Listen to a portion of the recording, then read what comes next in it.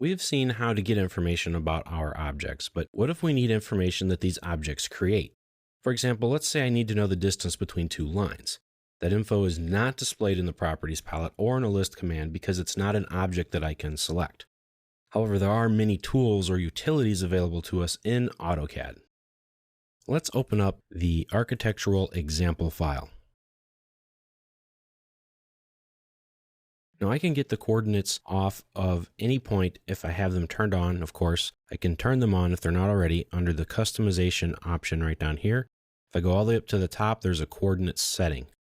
Click it to turn it on. Or I can use the command called ID, just the letter I and the letter D.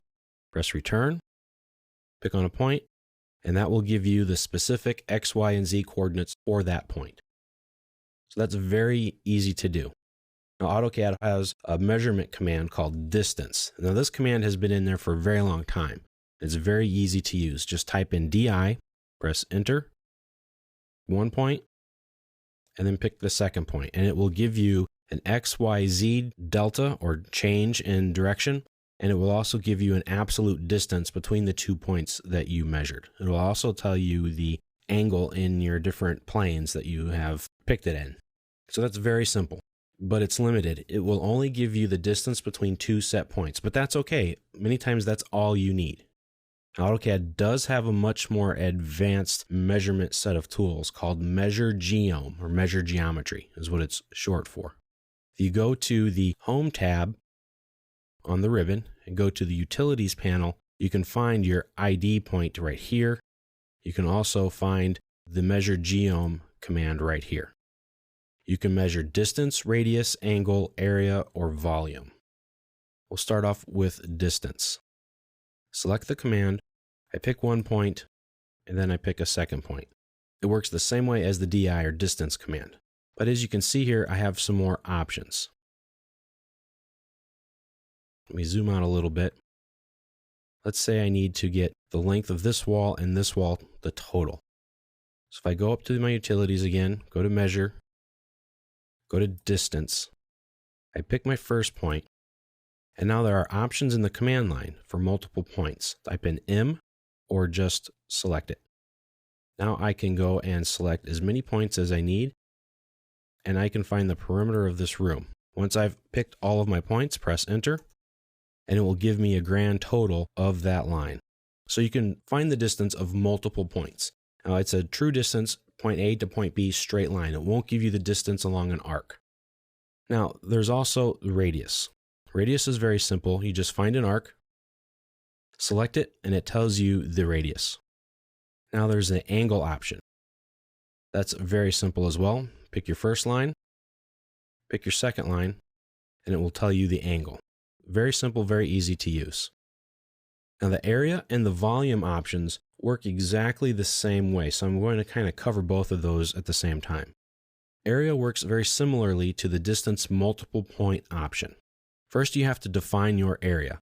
Now you can do this in a couple of different ways. You can pick your points, so I can pick these 4 points, or if I have a closed object, I can just select the object. I get to that by picking the object option. So once I click that, then I click the object and it will find it for me.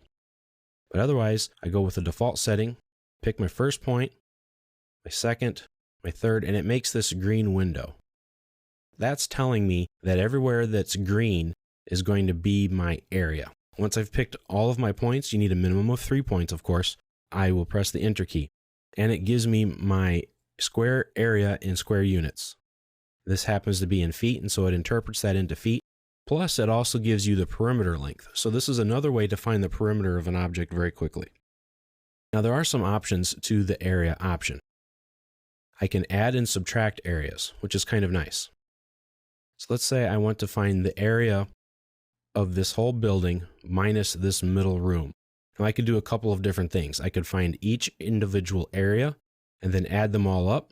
Or I can find the area of the entire room, then find the area of this room and subtract it. That's what I'm going to do. So I'm going to start off, since I know I'm going to have to add and subtract, I have to start off telling it to add. So I use A for the add area option. Press enter, and then I just find my area like I normally would. So I'm going to click on my outer foremost points. And now press enter. So I have my total area right here. Now I'm going to type in S for subtract area, press enter, and then I'm going to pick the inside of this room. And as you can see, it's a different color. It's red. Once I've done that, press enter.